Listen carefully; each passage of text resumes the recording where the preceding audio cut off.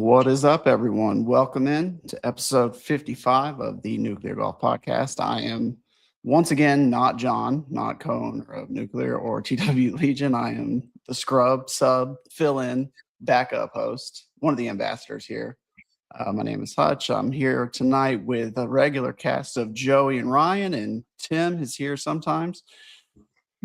We're glad to have everybody here. Guys, we got a lot to talk about. There's some crazy stuff happening. You know how much I'm excited to talk about Anthony Kim, but we're going to talk about Pebble Beach. We got to talk about Genesis. We've got several things to get to tonight. First, before we get to any of that, though, how's everybody doing? Good.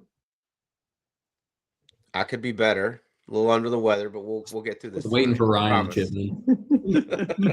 Ryan, I felt that last week, so it's bear down. It'll get better. Yeah, we're good. All right, boys. Well, let's start with Pebble Beach. Let's start with the AT&T Pro-Am out at Pebble Beach. It ended up being won by Colin Morikawa. As you guys know, that's his first win in quite a while. I think I saw his first win since 2023. First win in the United States since 2021. So it's been a little while. It's been building for a little bit, but I thought he weathered the conditions. You guys, I'm sure, checked it out yesterday. Ryan, what'd you think of the way Colin played? Yeah, I mean, Colin, he played solid down the stretch, to be honest. I didn't see him pulling that thing out, after the turn. I didn't see, Scotty was going on his run and everything, but and we'll get to that in a minute. But yeah, I didn't see him doing it. And then on 18, when he decided to take putter from the rough there, I was like, oh man, the nerves have got to be hitting him pretty hard there. And even Trevor said, like, I would not putt this the way the ball's sitting. And it didn't make a damn because he putted it to 1.5 feet and he won the thing. It's been a long time. He's got some demons that he's overcome, obviously, from Hawaii a few years ago. Probably 4 or 5 years ago now, because I think it's been 900 days or something like that, whatever it is since he's won. It's been a while, and he's kind of let a couple tournaments go over the last few years. So good for him, man. And then obviously, him, how big this is as in totality for his family and stuff. Him breaking the news that they're expecting a child, as he told Amanda on the 18th green. So I'm excited for Colin. Was very surprised at the result, though, at the end, to be honest. 7th career win for Colin Morikawa. I mean, certainly he's one of the most talented players in the world. So I don't think we all, I think, believe that it was just a matter of time before he got back in the winner's circle. But as you mentioned, Ryan, he's been battling some stuff over the last couple of years. Tim, well, actually, let's do Joey. I can't even believe I almost went to Tim on Scotty Scheffler here. Let's go to Joey here. I screwed that up bad. Let's go to the expert on Scotty over here, Joey. I mean, your boy was on a heater yesterday. It's almost, I think we put out a tweet that he's just inevitable, and that's what it feels like. I mean, he made 3 eagles yesterday. The shot on 18 was just incredible. It looked like when he got in the clubhouse at 20, I thought, oh my God, the weather's gonna pick up and he's gonna win this damn thing. What did you think about his round? I mean, we talk about it every single week. Him being able to go out there and just be, I mean, I feel like he showed more emotion the last couple tournaments that have gone awry. Like he used to have a couple incidents here and there and just didn't really show it. He's starting to show more emotion, especially in the first round when he's just not performing as well. I saw people joking that Scotty, he had his comments last year that he was not tired of winning, but just kind of trying to feel more out of it, like, more competitiveness or whatever. So look, maybe he's throwing in the first round to make it a little dicier on Sundays. He wants to not make it too much of a breeze. But yeah, Sunday's round was crazy. I mean, for him to it was 7 under through 7, really could have been 8 under through 7. I mean, I think it was 4 that he had to scramble to save par. Super birdieable hole. He missed that 4-footer for birdie. I mean, there was a couple strokes like early on that he could have been 8 or 9 under before and gone out in 29. So we're kind of at that point where I don't want to say like the first bit of play is like irrelevant, but I just don't look at it. Kinda is. I mean, unless we're talking about Scotty missing the cut, which again, the past couple of weeks has proven, even if we are having that discussion, just ignore it because he's probably going to find a way into the top 5 or at least top 10. That's 18 top 10s in his last 18. So pretty much just watch everybody else. There's no point in a featured group on Thursday or Friday for Scotty because he'll find a way into it on Saturday and Sunday and make a way. So pretty impressive. And I know some people were complaining early in the week, like, why are we showing all of Scotty's shots? There's a lot of people that deserve it. And look, I get it. I agree that when certain media like focus on certain people and they get, carried away, I understand. But we're also talking about a guy that literally can go, out there and not look great in that featured coverage. And the next thing you know, he makes a third eagle of the day on 18, which was a crazy shot. Like with the wind on that hole, if you watch the tracer, like it starts peeling left and then the wind just brings it back right. It lands, skirts 25 feet to the right, rolls up to 3 feet, taps in for eagle. Like just that level of play. And again, in that moment, that's for the win of the tournament. I mean, that's to at least get you in the clubhouse with a share of the lead. Yeah. I know it didn't turn out that way, but like, let's pretend the winds kick up a little bit crazier. Morikawa does his usual thing he's done the last couple of years and can't get it done, or Minwoo doesn't get it done, or Sepp. Like, we're sitting here talking about one of the best wins we've seen in the last couple of years, especially from Scotty. So all credit to him just for that moment, being able to be a I thought the tracer glitched on 18 because it just kind of looked like it just shot off when it got like 3/4 of the way to the hole. It just kind of shot off. I mean, obviously he shot 63. He had 3 bogeys on the card and shot 63, which is just a testament to him, I guess. It's unbelievable. It's kind of what you say there, Joey. Like he feels inevitable. First rounds almost don't matter. This has got to be, again, like Tim talked about last week, it's got to be kind of how it was at early 2000s Tiger. Like it just is what it is. He's never out of it. You can't count him out of it. Yeah. Tim, what else? To your point, Joey, real quick, Hutch, about the people complaining about like feature coverage or whatever. When you start every event and it's Scotty or the field, that's when you get into feature coverage groups every single week.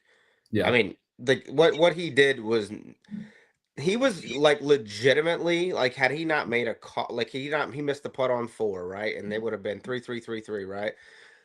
And then he could have literally shot 59. Like that's not out of the question. Like that's not too far fetched. I predicted that he was going to shoot 62 after he started 3-3-3, and then I thought he for sure was going to make the putt on 4. Like it's not out of the question. And so to say that like the first 2 rounds are irrelevant, I mean, they kind of are, but like he's so relevant to watch no matter whether he's shooting 63 or 73 on Thursday, because his ass is going to be there come Sunday. So I thought that was sick, man. I mean, you just look at like how he's favored every week. It's just like it brings us back to those early 2000 days and those mid 2000s. It's like, man, he's the best player in the world. Like you earn it. Some other notables, obviously Minwoo got T2 with Sepp Straka. As we mentioned, Scotty tied for 4th with Fleetwood. We've got 54 hole-ier Akshay Bhatia finished T6. He shot even par on Sunday. Not his greatest round, but they were better on some weather. We have Jacob Bridgman out there. He may still be on 18 as far as I know. I'm not really sure what's going on with him, but other notables, Tony Finau, 18th, Rory McIlroy, T14. Just a star-studded field, star-studded leaderboard. A great event overall. Tim, anything stand out to you outside of Scotty Scheffler? Tim, you're muted. Tim, you're muted, brother. We're back.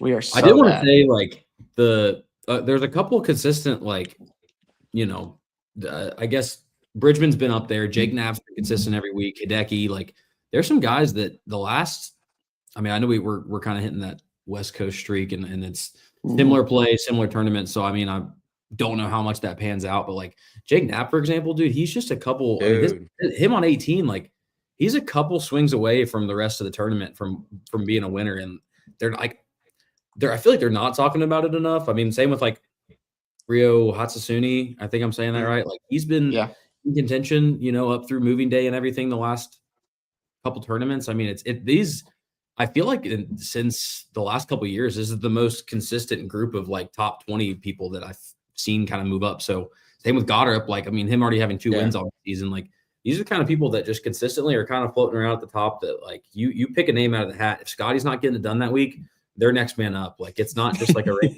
I know that sounds terrible to have It's to say, like there's Yeah. it's about you pick a name out of the hat for who gets to finish second to Yeah. Scotty. I That's mean, what to has to happen. your point about Jake, though, like I really like Jake's chances on Sunday because he can flight the ball like so low. And I think the only thing that's hurting him there, it's not like he can't hit it 9 miles, but it's like the course was softer. And like I know that low ball flight is good for him in the wind, but it's not necessarily going to be great for him in softer conditions per se. So I really liked his chances, and he's been up there, like you said, the last couple of weeks. So I do think I think another Jake Knapp win is coming soon. I mean, just the way he's playing. I think it's there's not a single thing I don't like about Jake Knapp. Literally, the only complaint is how simple he makes 190-mile-an-hour ball speed look. Like I genuinely physically I don't understand it because I mean we talk about you used to talk about how Will Zalatoris is someone like that is just a stick, weighs like 170 pounds soaking wet, but is just tall and lanky. Like you can at least see how they can generate power. Jake Knapp just swings like it is absolutely nothing and it drives me crazy. It doesn't make sense. Do you guys remember, this is just kind of on that topic, like it was last year or the year before, it was blowing like 40 or 60 off of hole number 7, and Tony Finau hit that driver and like landed it on the green, and he hit like 186-mile-an-hour ball speed, and it looked like he just kind of chipped it. It's like some of those guys just have those like Tony, just effortless power. And I know Tony's a big guy, but it just doesn't look like it's happening. And with Jake, it's like the flash between like his right hip and his left hip with the club is ridiculous. It's nerdy, but I mean, it doesn't make sense. It was a very star-studded event. I mean, and like as you say, like the leaderboard was just crazy, and watching it come down the stretch on Sunday was sick. But another kind of star of the show, it kind of stole the show almost, was the weather. I mean, it was blowing, it was gusting. I think that was part of Bridgman's issue on 18s, and he couldn't get the ball to stand still. So we saw some of that on Saturday. We saw guys it looked to the outside observer like they were just misclubbing by 2 or 3 clubs at certain points, but it's just the weather. The wind was just insane, and that's kind of what you get coming off the ocean there at Pebble. But I thought it had potential. I know I saw some talk on Twitter on Saturday night that they might shorten it to 54 holes, but ended up they got it in. It was crazy. It was a crazy Sunday full of looked like cold temperatures, rain, and wind. It was also super bipolar. Like I kind of was hoping, I mean, obviously depending on what you are desiring for the result, but obviously I want Scotty to win. So once he was in the clubhouse, I was hoping like the weather would finally like it was on and off. I mean, Scotty was taking his vest off every other swing, and guys were shedding layers, putting the rain glove back on or the jacket on, and then which I guess creates enough chaos in and of itself. But I mean, I know Sunday got a little overhyped and then underperformed, but then sometimes, like you said, Bridgman on 18, like I mean, that situation's tough because like we were talking about it pre-show. As a viewer, especially if you're a Colin Morikawa fan, you're like, dude, get this guy out of the fairway. He spent 30 some odd minutes having to pace back and forth. He took the club in and out, 4 or 5 times. He said after, talking to Amanda, he's like, I can't sit still. Like I basically had to just stay warm, keep the club in my hand, feel it, pace back and forth to the cliff, like do something. But at the same time, we're talking about a guy, up there that's making a means of tens of thousands of dollars based on, what he's going to go do down there by the beach, which that beach is almost hardly ever exposed at that time. It just worked out that it was low tide and hits the rock and goes in and has to play an unplayable all the way back up by the bunker and somehow bogeys, like a crazy bogey. So, I mean, as a viewer, it blows. But when you're out there playing Pebble, it's like you kind of like you tell he made it and was like, sorry, guys. I know that was kind of a shit show on my behalf, but I just saved myself like 80 grand. So honestly, and it had started to pick up before that because even Scotty, like his little tap in 2.5 footer for eagle, like he had to back off it a couple times. I was sweating. I don't know if there was a time to miss it. Like that is the conditions. It's when the ball literally won't stand still. So, all right, Mr. California, Tim's back. Let's hear what you got. Sorry about that. Weather issues out here. We got like 3 inches of rain today, and it's been crazy out here, kind of as you saw yesterday. The only thing I was going to add before I rudely got cut out by the weather was Scotty and Colin Morikawa putted great down the stretch, which I did not expect. He made a long one on 15, for birdie, which I kind of felt was like the kind of swing, the momentum swing that got him control of the tournament. And then that second shot he hit on 16 blind to like 12 feet was incredible. Made the putt there and kind of gave him the cushion to have a mistake down the stretch, which he did on 17. But props to him. He played really great. So good for him for overcoming his demons, like Ryan was talking about. And then there's Scotty, like he's Tiger. I know Joey said something earlier about, oh, why did they always show him? It's 20 years ago. Why did they always show Tiger when he was +4 on Friday? Not even on Thursday, but Friday, because everybody wants to see him. Scotty's just got that it factor going right now where I don't think he's going to lose ever. And I haven't had that feeling since Tiger. Which is crazy because if he shoots over par to start a tournament, it doesn't, like when Tiger did that, I'm like, yeah, so what? He's going to shoot 65, and we'll see what happens on Sunday. And that's exactly what Scotty does now. The scariest part is it's not his best golf. I know.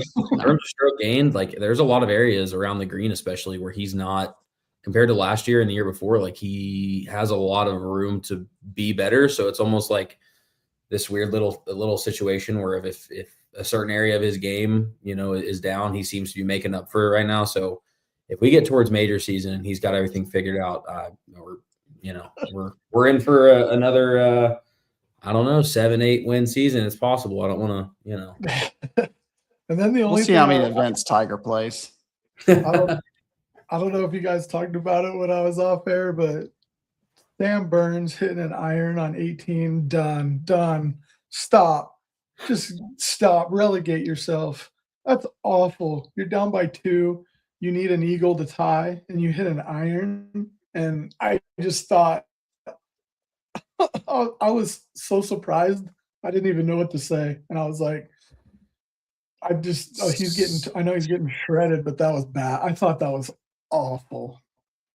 Tim, you just gave me the perfect segue by saying the word relegation because it's time to talk about AK.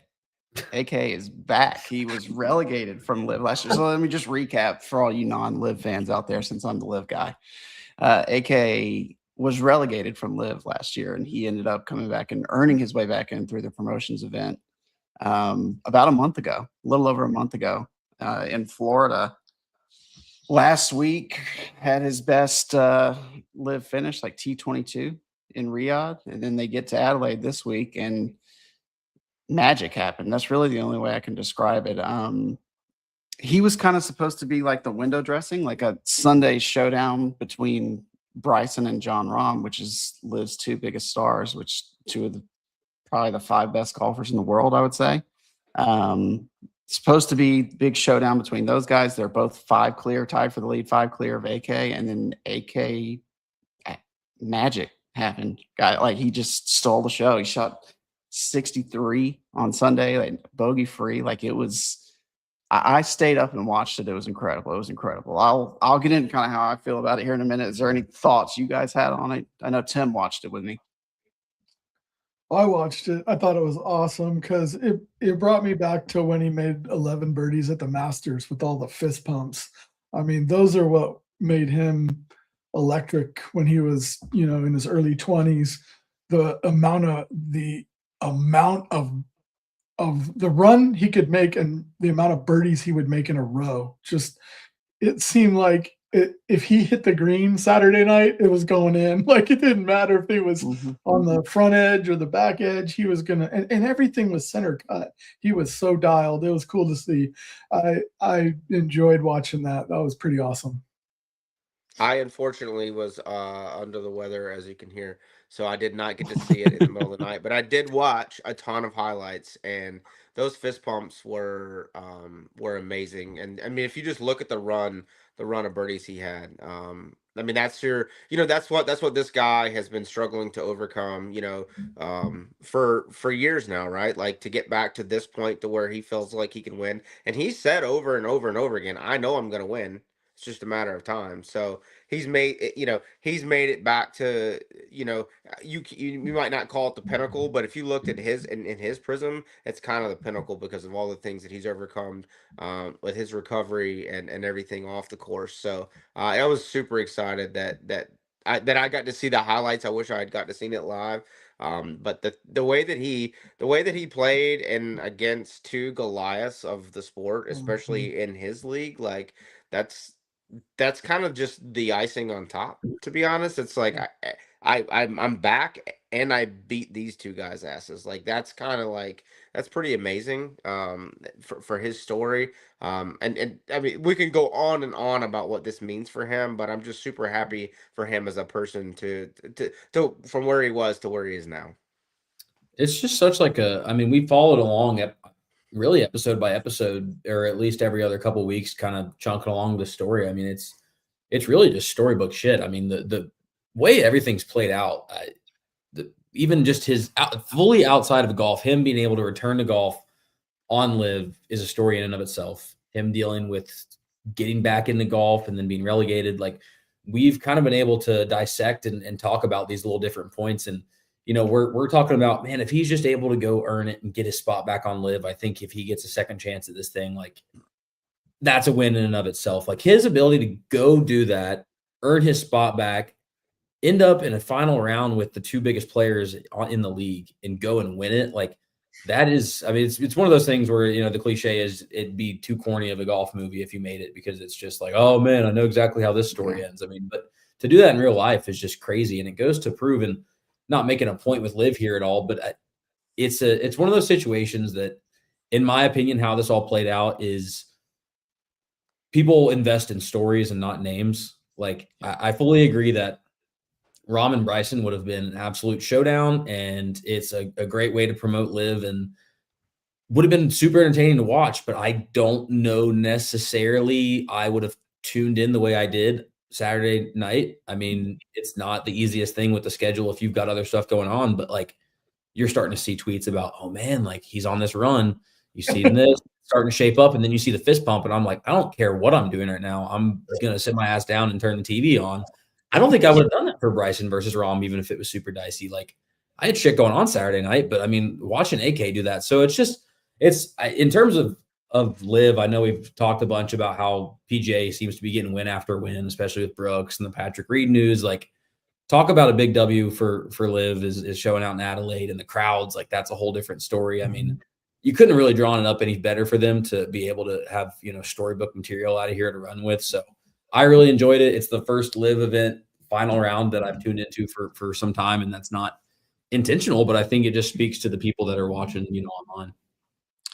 Yeah, I mean, it's obviously it was just such a kind of special night for him, for his family, for his fans. I mean, people who have tuned into a story. I know I've heard him say before that before he re-debuted on live in 2023 or 2024, whatever it was.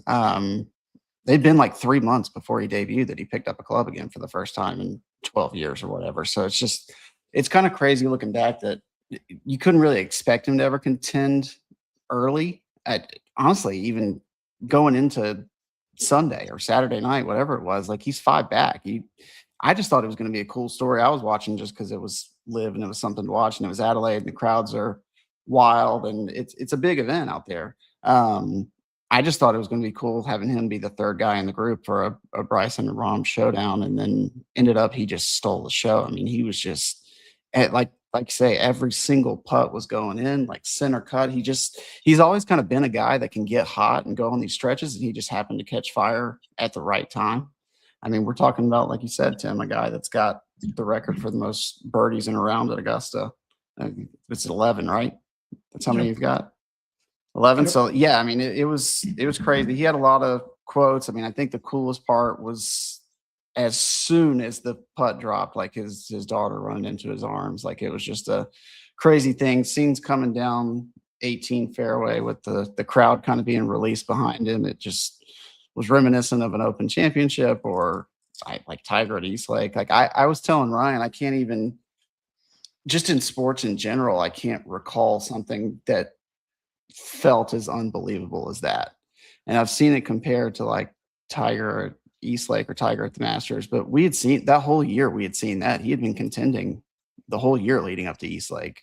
Should have won a couple times. Had the lead at the Open Championship at one point. So I feel like this was even more unbelievable. This was insane. And AK, I mean, his quote, most relevant one, he still believes he can keep going. He says, nothing's holding me back. I just have to keep working. The 1% better every day thing is a mindset that I'm going to carry with me until the day I die. I don't see why I can't make it to the top again. He still believes he's going to win. And it was a whirlwind. Let's call it 6 weeks for him. He didn't have a spot in the league, earned his way back. The day before the tournament, he signs to Dustin Johnson's 4 aces and then wins in his debut. He jumps up to number 202, I think, in the world. So at some point, like, I guess the question becomes which major, if any, is going to give him an invite? Well, he can qualify for some of them. I mean, and even I know Masters is on everyone's mind, and people keep asking about whether or not, I mean, barring even a special invitation from Fred Ridley, like he would need, I think, to get top 50, which would, I think there's only 3 live events left before the Masters. Yeah. So he'd have Masters, to win probably 2 of them. Yeah, Masters would have to, unless, hey, I won't put it past them. Go find 2 live wins. If you can go out and beat out Bryson and John Rahm, do it while you're hot. I don't know what the schedule looks like, for the next 2 months or whatever. Invitation wise, like, hey, we want to talk about selling views. You talk about it. I mean, look exactly what he did there on Sunday. The views, the crowd, the fist pumps, like everything about that's electric. I know there's a lot of politics involved in terms of live versus PGA and how people feel about certain perceptions of him playing. But I mean, hey, you want to talk about story and selling that. I mean, that's a guy you want to see at a major. Yeah. I mean, that's a good point. To your point, U.S. Open, I believe, and I think the Open Championships this way too. They take the top 3 in the live standings as of like U.S. Open, I think is like as of halfway through May. So that's a very legitimate and real pathway that he can get. I'm wondering if the PGA of America doesn't extend him an invite at some point to the PGA Championship, because I mean they were quick to put out a congratulatory tweet to him on the win. I wouldn't be surprised if that. Liv does go on there are 3 events. It's 3 straight weeks, starting March 5th and ending March 22nd. They're in Hong Kong, Singapore, then South Africa. That's the 3 events he's got before the Masters. If you set the golf part aside for a minute, he's an inspiration to everyone who's been down in the dumps and doesn't think they can improve their life and doesn't think they, when life's at your absolute worst and you're staring yourself in the mirror looking at if it's worth it. He had a quote after the round that said, "I'm so proud because my wife and my kid got to see me as not a loser." Like, it wasn't like satire or a joke. It was a serious thing for him. Like, it's what was so awesome about that win was you can be as low as a human can be, as it could be as bad as it could get, but there's always a light at the end of the tunnel. And it was why it was such a cool win. And with each fist pump he made, like, I was pumping for him. I wanted to see him win and get to the top again. So, sometimes it's not always about golf, it's about life too. And he's really changed his life. So, again, massive kudos to him. He beat 2 of the best players in the game, and he didn't just beat them, he beat them by 8 and 11. I mean, he kicked their ass on Sunday. It was a shellacking. Yeah. He won the event by 3. I mean, that's a big thing in itself. I think to your point, Hutch, earlier, when you talk about the power of the moment, when you go back and look at the Tour Championship with Tiger, and you see the crowds, and then you look at this instance when you see the crowd, just like the power of the moment is this is a multifaceted thing, because Tiger was coming back from, like, God knows everything injury wise, and then some other personal stuff, right? And then AK's coming back basically just from a ton of personal stuff.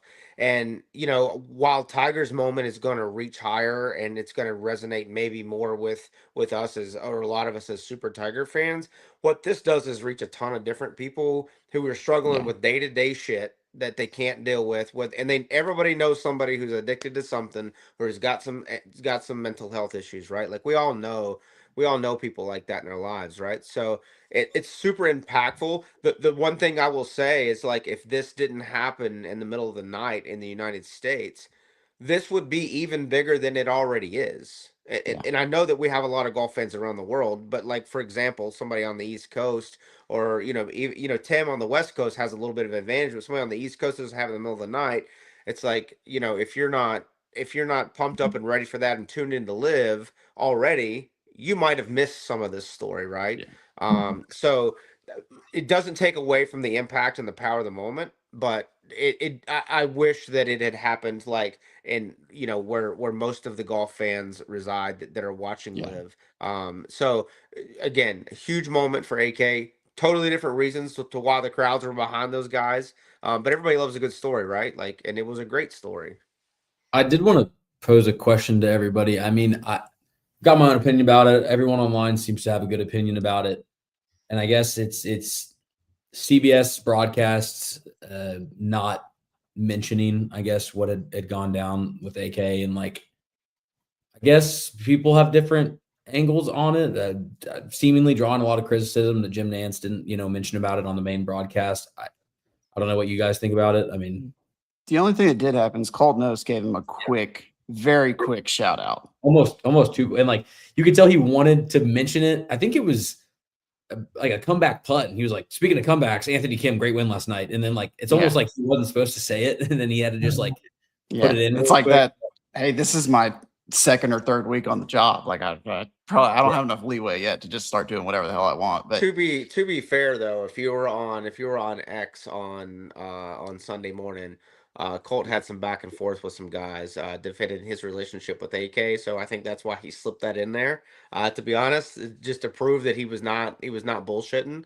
And also, like, we don't know the language either. Like, I don't know what, are they telling Nance and Trevor, hey, we're not mentioning anything that's happening over there? I don't know. I mean, I don't think anybody's really getting their hands slapped, especially Jim Nance. Let's be honest. Like, if he does mention it, but I don't know what's behind. I don't think I have an opinion on it. I don't know that it moves me either way that they mention it or don't mention it. Because I think at the end of the day, AK, I don't think he's looking for CBS to shout that out. Yeah.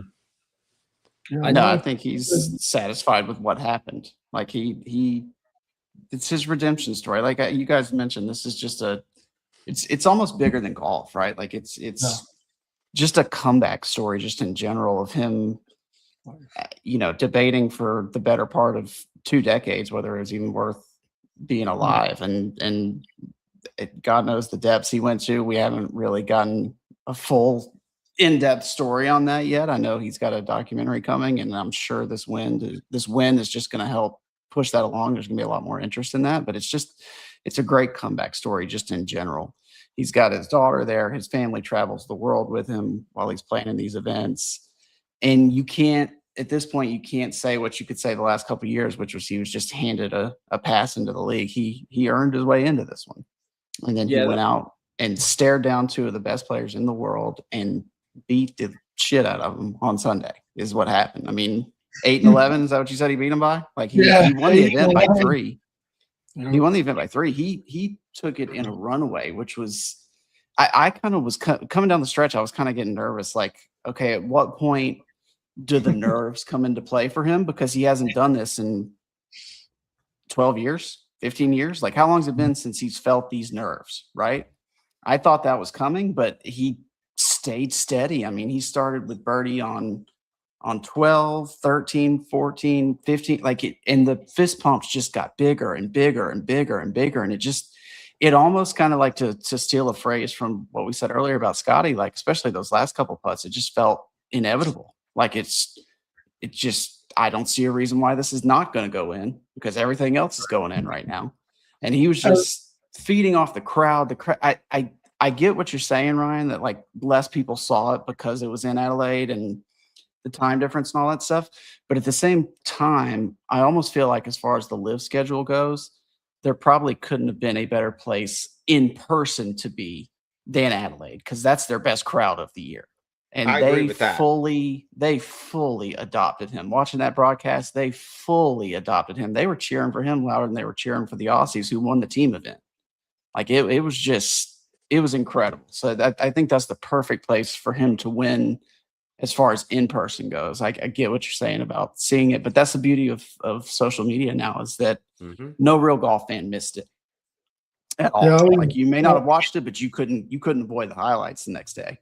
Yeah. I was with you, Hutch. Watching it was nerve-wracking, like especially like he got on the birdie run and he was getting close, even tied for the lead around 12, 13, 14.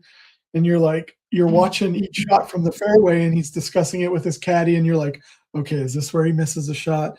And you're like thinking, you're thinking the same thing you just said, like, okay, when's he gonna hit an errant shot? When's he gonna flub the chip? He hasn't done this since 2010, last time he won.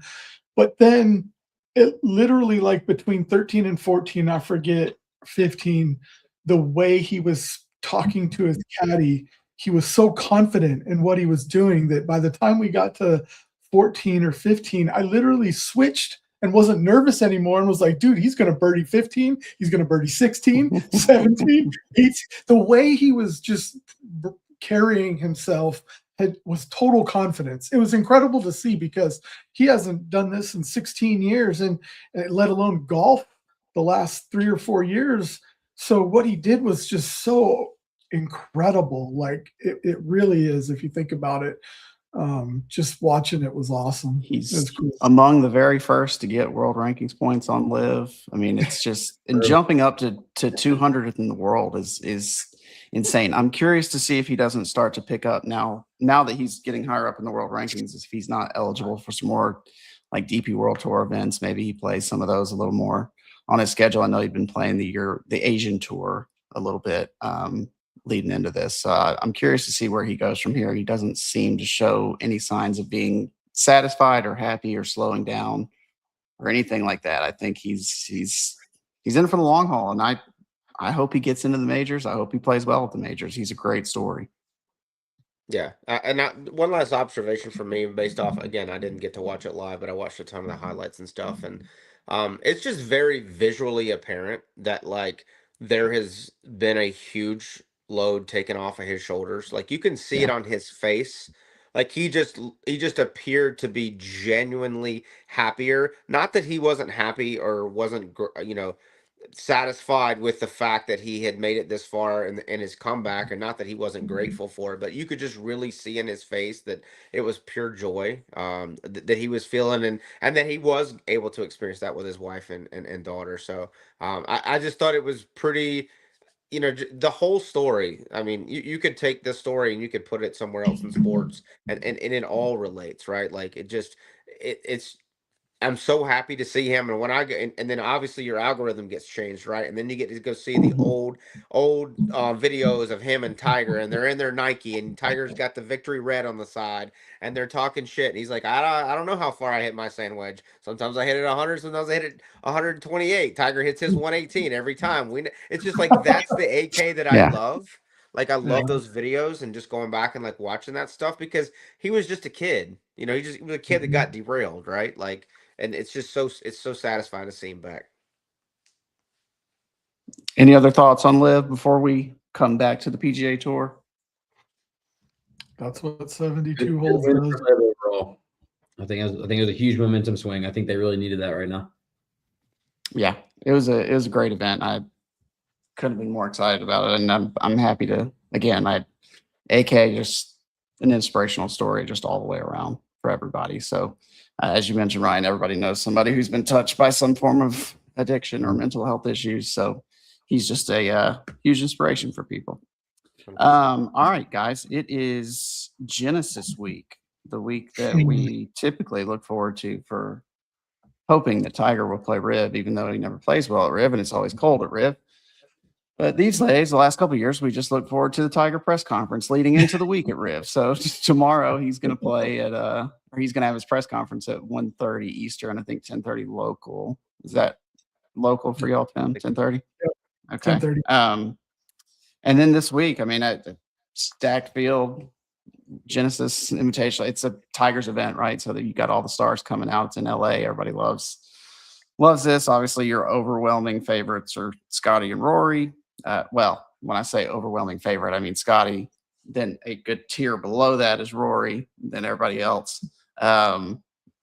So, I mean, guys, just thoughts leading into this week. What are we expecting? What are we looking forward to? I wish John was here so I could ask him what Tiger was going to say tomorrow, because he always seems to know before everybody else. He's just seen this so often that he knows what's going to happen. So, yeah, any thoughts leading into this week? What do you guys think? What do you think John would say? Oh, I think he would say the Tiger's going to say he's progressing, doesn't have a return date. He'll keep working through it, get back eventually. Don't know if he's going to play the senior tour, looking into all possibilities. Excited to get back to normal life. Well, just all the normal stuff. And then he might briefly touch on TGL. And then he might touch on Sunday Red dropping a new shoe tomorrow, which the shoe drops like right before the presser starts. I just got an email about that today. I think it drops at like noon tomorrow Eastern. And the presser's at 1:30 or whatever. So, yeah, that's what I think he would say. I like it. Yeah. What do you guys think about Tim? the event? Tim, it's going to be wet, right? Like soaking wet out there. That's all I've been hearing is like, oh my God, it's not going to dry out. I mean, I know in Northern California here, it's nuts. It's supposed to rain through Saturday, and we're supposed to get like 10 feet of snow up in Tahoe, but I'm assuming it's going to rain down in Southern California too, because the storm's supposed to hit there too.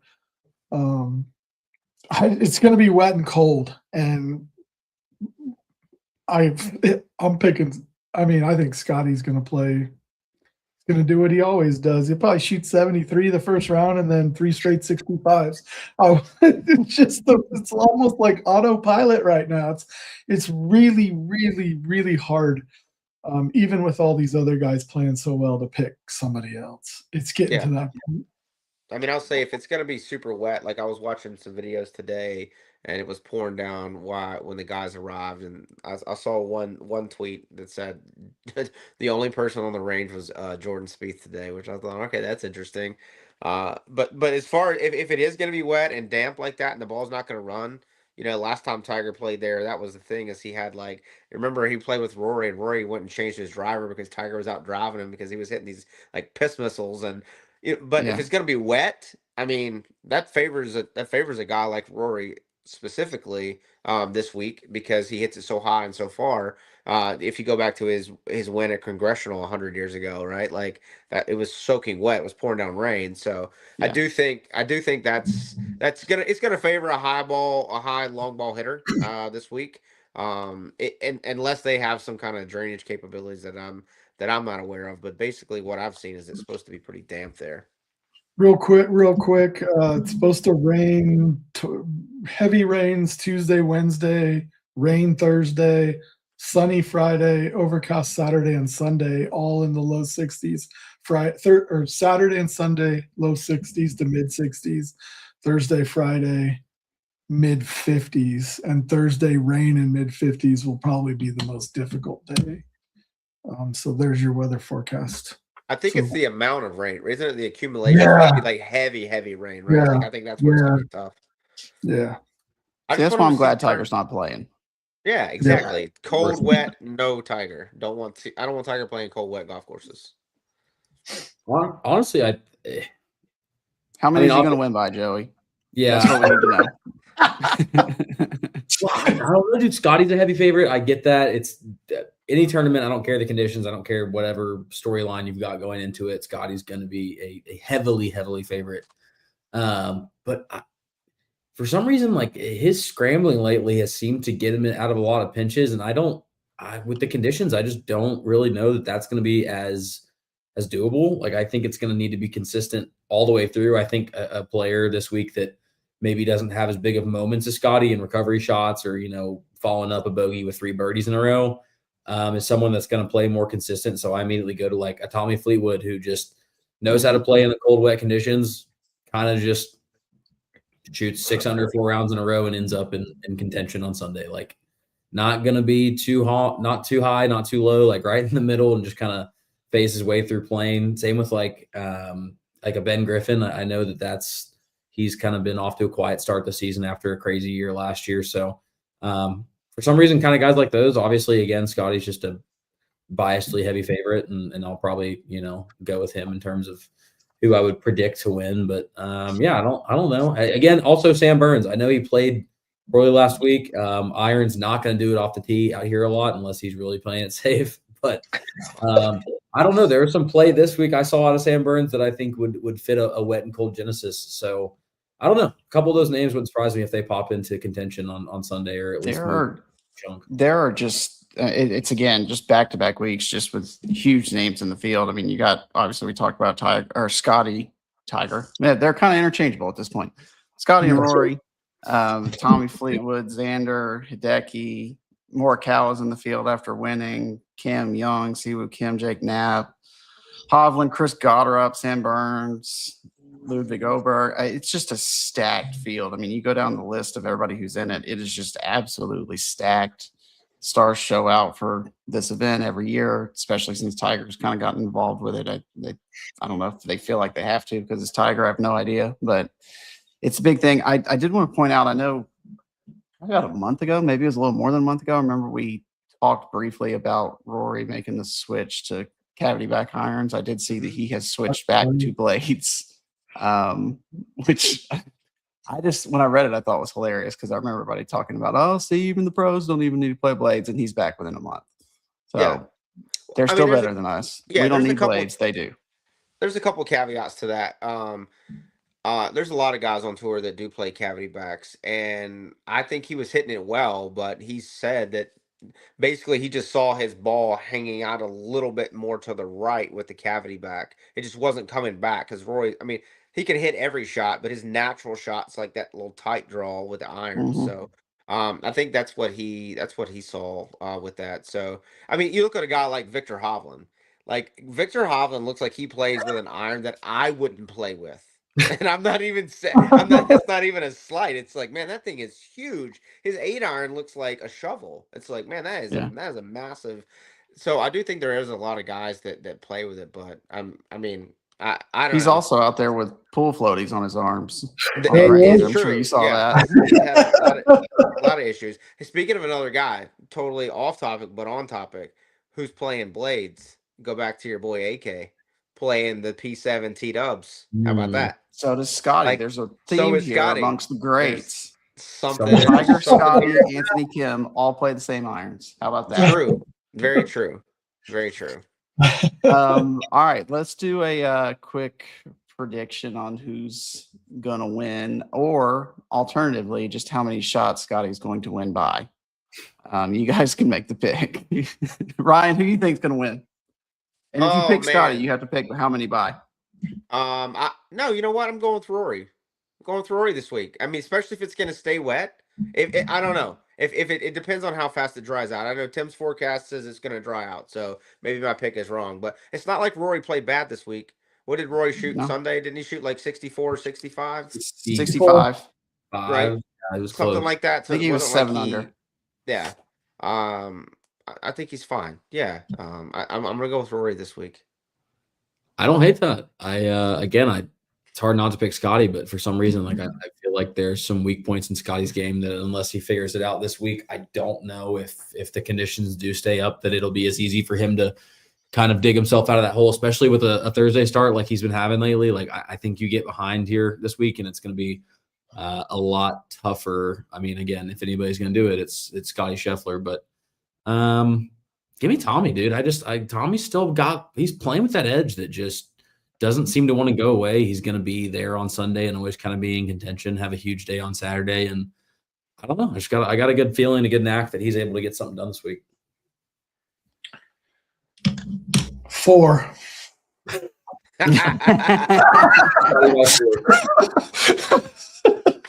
Damn, Tim just did the thing I was going to do. You could say 3. Yeah, no, I mean, I obviously it's very hard to pick against Scotty. I kind of lean towards Ryan. I think Rory kind of gets back to the top this week and kind of takes back some of that. Hey, you guys don't forget about me. I'm still here. kind of Yeah. attitude, and we'll see where that goes. But I hope that it's going to be a good event either way. I just hope the weather doesn't derail it, and hopefully tomorrow's presser brings some good news from Tiger. Is there anything else you guys could think of that we need to talk about? I got a couple of things that relate to what we're talking about here, right? All right. Did you guys see? No, this was before Pebble. Did you guys see that Scotty has a bigger gap over Rory as world number 1 and world number 2 than Rory does over any one of us? Because we have 0 points, and Scotty's gap is bigger than Rory's points versus us. It's also the stat that I don't remember how far down the list, but like the gap between Scotty and Rory, and then Rory and the next guy on the list of tour points just over the last couple of years. I don't remember what it is, but I saw the stat, and it's just one of those, you're like, dude, that, like, you don't see that. You have to see the data to kind of understand how crazy that is, because it's not evident on a week by week basis. But when you play that consistently and you've got a couple years of data now, you're just like, God, that is absurd. It is. I think Scotty, the last time I looked, again, this was before Pebble, he had like 17 points, and then Rory had like 8. And it was just, the gap was greater than the gap between him and 0. It's just like, that just doesn't, that goes back to the Tiger, 10 days. And then the second point I wanted to make is, I'm sure you guys have saw it in the news, it's almost going to be a certainty that Riv is going to be a playoff event next year. What do you guys think about that? If that happens. I love that. Yeah. Move it later in the year where it's not as cold, so that when Tiger's there, his back doesn't hurt. Well, because he won't get to play if it's a playoff event, though, Hutch. No, yes, he will. He's already listen. Here's my theory on this. They've already given him lifetime exemptions into every signature event, which signature events may go away next year. Who knows? But I think that if it's at Riv and it's a tournament that he's hosting, they'll let him in, playoff or not, just for the viewers. And side note, I think he's going to be playing a schedule next year where he's going to qualify for the playoffs. Scotty gets to just start at East Lake no matter what he does all year. Scotty's going to do like Tiger used to do and just take the first couple weeks off. My astounding Scotty stat for the week. You guys, we should do this every week. Have an astounding Scotty stat, and for going forward, is his last 19 tournaments, he's 278 under par. That's the stupidest thing I've ever heard. You divide that by 19, and he's averaging 14.5 under par. That's stupid. It's stupid. It is. He's just different right now. I think his handicap has probably moved to like plus 12. Seriously. It's probably ridiculous. I don't know how many strokes I would need. 50. I would need all of them. Did he say, Joe, you probably know that in the, I can't remember where it was, the presser he had. Didn't he say he's given people at home like 20 shots? He is. Yeah. It's been a year or so since he said it, but I good players. He said he was giving people at home 20 shots. Yeah. Which honestly, I don't even want to play with you if you're gonna like belittle me to that point. Like if I'm a decent golfer and you're out there giving me 20 shots, I'm like, all right. Like I don't want, this isn't gonna be fun, But granted, you even go beat, even if he's lends you 20 strokes and you go beat him off 20 strokes, you get to say you beat Scotty Scheffler. So I guess years down the line that'll be worth. And I'm talking. I'm gonna let you hear it too. Like you know what I'm saying? I'm never letting it down. I don't care. We're not talking strokes. I said I beat Scotty Scheffler. It doesn't matter in what scenario or what kind of leverage I have. Wow.